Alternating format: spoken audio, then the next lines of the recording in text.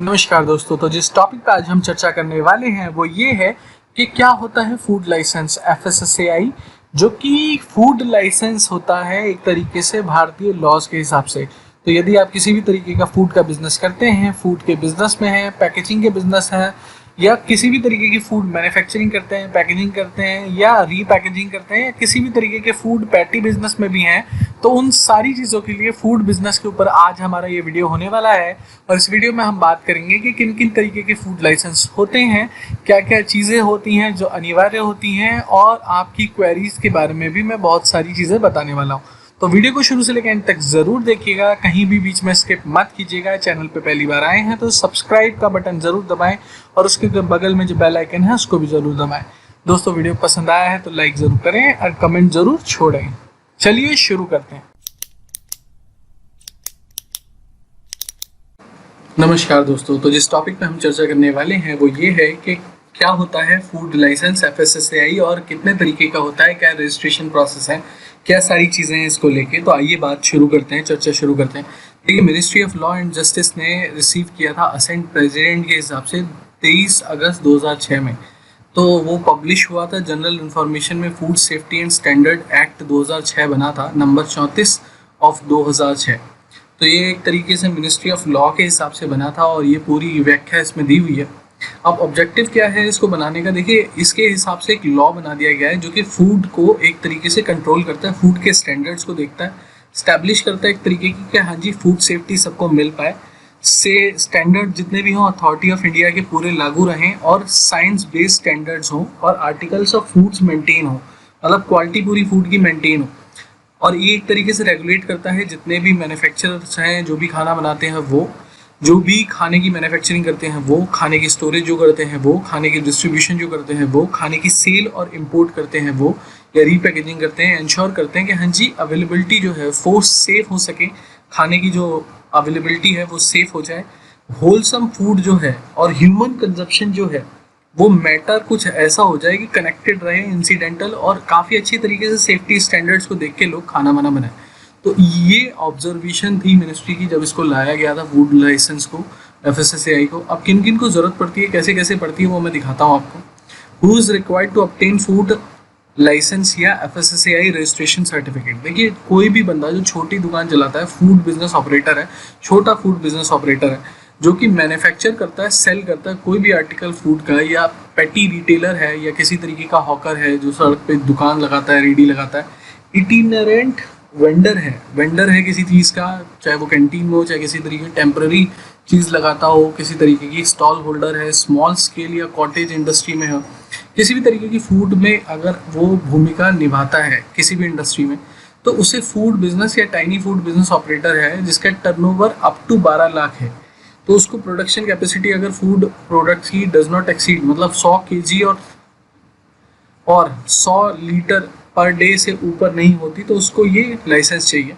Procurement और handling of collection of milk अगर 500 litre तक है पर डे। स्लॉटरिंग कैपेसिटी अगर 2 लार्ज एनिमल या 10 एनिमल या 50 पोल्ट्री बर्ड्स की है पर डे लेस, तो उसको ये चाहिए ही चाहिए। जितने भी फूड्स हैं, income more than limit are required to take a food licence. किसी भी तरीके का फूड बिजनेस में हो आप, तो आपको फूड लाइसेंस तो चाहिए ही चाहिए दोस्तों। इसके अलावा 2 तरीके के फूड लाइसेंस होते हैं, state licence, central licence. Basic licence भी होता है, वो बिल्कुल छोटे लोगों के लिए चाहिए होता है, जो बिल्कुल शुरुआत में बिजनेस कर रहे होते हैं उनके लिए। इसमें भी लिमिट्स हैं, जगह जगह तरीके की लिमिट्स लगी हुई हैं। Registration under FSS act 2006 food licence registration क्या कहता है, देखिए गवर्निंग लॉ जो है इसका 31(1) सेक्शन 31(1) और 31(2) में आता है फूड सेफ्टी स्टैंडर्ड एक्ट 2006 में। ये पूरी परिभाषा इसकी यहाँ दी हुई है, इसको पावर्स कितनी है, कौन सा गवर्न करता है इसको एक्ट। जो लाइसेंसिंग और रजिस्ट्रेशन का प्रोसीजर और रेगुलेशन और रिक्वायरमेंट्स है वो भी यहाँ दी हुई हैं, बट उसमें 2011 की रेगुलेशंस हैं जो पूरी दी हुई हैं। कहाँ अप्लाई कर सकते हैं, कैसे अप्लाई कर सकते हैं, वो थोड़ी सी डिटेल दी हुई है, ठीक है। अब देखिए आगे जानते हैं कि हाँ जी लाइसेंस रजिस्ट्रेशन एलिजिबिलिटी क्राइटेरिया क्या है। देखिए, फूड बिजनेस ऑफिसर एंगेज जो भी होगा वो आपका सेंट्रल एलिजिबिलिटी लाइसेंस के लिए ध्यान रखेगा। सेंट्रल एलिजिबिलिटी लाइसेंस किन के लिए चाहिए, मैन्युफैक्चरर अगर कोई है जो dairy units including milk chilling units या इक्विप है कि हाँ जी हैंडल और प्रोसेस कर रहा है 50,000 लीटर मिल्क लिक्विड या 2500 metric tonne milk solid per annum, उसको ये चाहिए। वेजिटेबल ऑयल प्रोसेसिंग यूनिट कर रहा है, वेजिटेबल ऑयल कर रहा है, सॉल्वेंट एक्सट्रैक्ट कर रहा है, रिफाइनरीज में डालना है, more than 2 metric tonne per day अगर वो बनाता है तो। स्लॉटरिंग यूनिट्स हैं अगर उसकी पर डे, अगर उसकी एनिमल्स है 150 पर और मोर या 50 और मोर, या पर डे पोल्ट्री बर्ड्स वो 1000 और मोर पर डे से ज़्यादा कर रहा है। प्रोसेस मीट प्रोसेसिंग यूनिट्स है उसकी 500 केजी मीट्स पर डे या 150 metric tonne per annum. All food processing units including relabel है, प्रीपैकर्स है, अगर वो 2 मेट्रिक टन पर डे भी यूज़ कर रहा है। प्रोप्राइटरी फूड्स हैं, कोई भी लिमिट्स हो किसी भी तरीके, इम्पोर्टर है वो किसी तरीके का इम्पोर्टर हो, इंग्रेडिएंट्स हो चाहे या एडिटिव्स हो या कमर्शियल यूज़ के लिए हो। स्टोरेज है उसकी, कोल्ड स्टोरेज वगैरह है जिसकी कैपेसिटी इतनी है 50,000 मेट्रिक टन, या स्टोर कोल्ड रेफ्रिजरेटेड है तो हाँ जी 1000 मेट्रिक टन, या स्टोरेज कंट्रोल एटमॉस्फेयर है 1000 मेट्रिक टन, या होलसेलर है टर्नओवर ग्रेटर देन 30 करोड़, या होलसेलर है वो 30 करोड़ से ज़्यादा का टर्नओवर रखता है तो भी उसे सेंट्रल चाहिए। रिटेलर है 20 करोड़ तक का टर्नओवर है, डिस्ट्रीब्यूटर है 20 करोड़ तक का है, सप्लायर है 20 करोड़ तक का टर्नओवर है, कैटरर है 20 करोड़ तक का है, होटल 5 स्टार या अबव है तो उसमें सेंट्रल चाहिए, या रेस्टोरेंट है जिसमें टर्नओवर ग्रेटर देन 20 करोड़ है उसका, या ट्रांसपोर्टर है 100 से ज़्यादा व्हीकल है या वैगन है, या टर्नओवर उसका ग्रेटर देन 30 करोड़ है तो उन्हें चाहिए। प्रेमिसेस इन सेंट्रल गवर्नमेंट क्या है, देखिए फूड केटरिंग सर्विसेज जो एस्टेब्लिशमेंट्स है, जो यूनिट्स हैं सेंट्रल गवर्नमेंट एजेंसीज की लाइक डिफेंस या कहीं भी आप दे रहे हैं और फूड केटरिंग वहाँ प्रोवाइड कर रहे हैं तो उन कैंटीन्स में या उस प्रेमिसेस में तो देखिए आपको सेंट्रल ही लाइसेंस चाहिए, सेंट्रलाइज फूड लाइसेंस चाहिए। स्टोरेज, होलसेलर, रिटेलर, डिस्ट्रीब्यूटर, अगर वो सेंट्रल गवर्नमेंट एजेंसीज को सर्विस दे रहा है तो भी। प्रेमिसेस अगर एयर सी पोर्ट में है, मतलब एयरपोर्ट या सी पोर्ट में है तो भी उसको सेंट्रल चाहिए।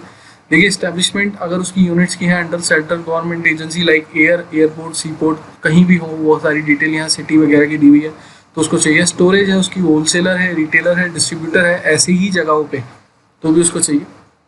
देखिए अगर बिजनेस ऑपरेटर उसकी फूड की लोकेटेड है 2 और मोर देन 2 स्टेट में, मतलब फूड बिजनेस ऑपरेटर जो भी होगा किसी भी तरीके का होगा, फूड बिजनेस अगर उसकी प्रेमिसेस 2 या 2 से ज़्यादा स्टेट्स में होगा तो उसे सेंट्रल लाइसेंस लेना पड़ेगा फूड का, और रजिस्टर्ड ऑफिस या head office in addition licence है तो उसे उसकी भी डिटेल देनी पड़ेगी। स्टेट लाइसेंस की क्या एलिजिबिलिटी है ये बात कर लेते हैं। स्टेट लाइसेंस जो है बिजनेस प्रोसेस, फूड बिजनेस जितने भी ऑपरेटर्स हैं वो किस चीज़ में एंगेज हैं। देखिए डेयरी यूनिट्स अगर उसकी है 501 से लेकर 50,000 एलपीडी ऑफ मिल्क, या 2.5 मेट्रिक टन या 2500 मेट्रिक टन तक वो बना रहा है। वेजिटेबल्स ऑयल प्रोसेसिंग है या ऑयल प्रोसेस है अगर 2 मेट्रिक टन पर डे की तो भी उसको चाहिए स्टेट लाइसेंस। स्लॉटरिंग है अगर इतने लोगों की है, मतलब इतने एनिमल्स की है, इतने स्मॉल एनिमल्स की है, पोल्ट्री बर्ड्स की है तो भी उसको लेना है। ये सारी डिटेल्स दी हुई हैं, आप पॉज करके इसको बहुत आसानी से देख सकते हैं। अदर बिजनेस में कैपेसिटी इतनी है, टर्नओवर इतना है तो उसको स्टेट चाहिए। उसको ढाबा है, अगर ढाबा भी है 12 लाख तक का टर्नओवर है या 12 लाख से ऊपर का टर्नओवर है तो उसको भाई साहब चाहिए ही चाहिए स्टेट लाइसेंस फूड का। अगर 12 लाख से नीचे है तो देखिए आप चाहे परमानेंट किसी भी तरीके का बोर्डिंग हाउस हो, बैंकेट हॉल हो या कुछ भी हो, 12 लाख से अगर नीचे का है आपका तो आपको चल जाएगा कि हाँ जी आप बेसिक से काम चला लो। बट अगर 12 लाख से ऊपर टर्नओवर है आपका तो आपको स्टेट ही चाहिए। तो प्रेमिसेस अगर सेंट्रल गवर्नमेंट में है तो देखिए स्टेट लाइसेंस चाहिए। अगर ऐसी जगह कैटरिंग वगैरह दे रहा है, रेस्टोरेंट इतना है टर्नओवर, देखिए इतने ट्रांसपोर्टर्स है, मार्केटर है वो, तो ये सारी चीज़ें चाहिए। इंस्पेक्शन क्राइटेरिया क्या होता है जी, शेड्यूल 4 जो है food safety standard licensing and registration जो फूड बिजनेस रेगुलेशन है 2011 की, वो कहते हैं जी सैनिटरी और हाइजेनिक रिक्वायरमेंट इंस्पेक्शन की होती है और टाइम टू टाइम होती है। और इसमें जो गाइडलाइंस है वो यहाँ दी हुई है। देखिए कुछ FAQs पे भी बात कर लेते हैं कि हाँ जी क्या क्या चीज़ें पूछते हैं। What is the significance of nomination of person in form 11 form 9, is it mandatory to nominate a person for a food business. देखिए जो भी फूड बिजनेस ऑफिसर होता है या फूड बिजनेस ऑपरेटर होता है, शैल इन्फॉर्म लाइसेंसिंग अथॉरिटी का food business operator होता है, वो अपने बारे में बताएगा।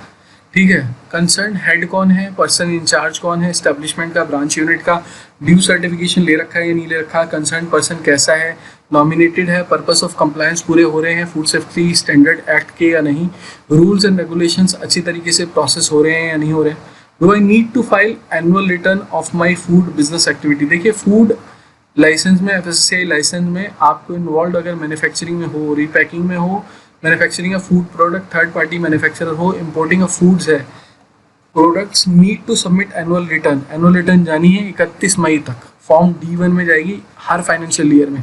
तो आपको अभी भी फूड, अभी थोड़ी एक्सटेंड हो गई है वो मैं आपको बता दूंगा। Manufacturing of milk and milk products need to submit half yearly returns. जो भी होंगे मैन्युफैक्चर ऑफ मिल्क वगैरह, वो आपको तकरीबन अपनी हाफ ईयरली रिटर्न भरेंगे D2 में। D2 में पूरी तरीके से रिटर्न भरनी पड़ेगी, 1 मंथ ऑफ कंप्लीशन प्रीवियस, और पूरा प्रोसेस फॉलो करना पड़ेगा।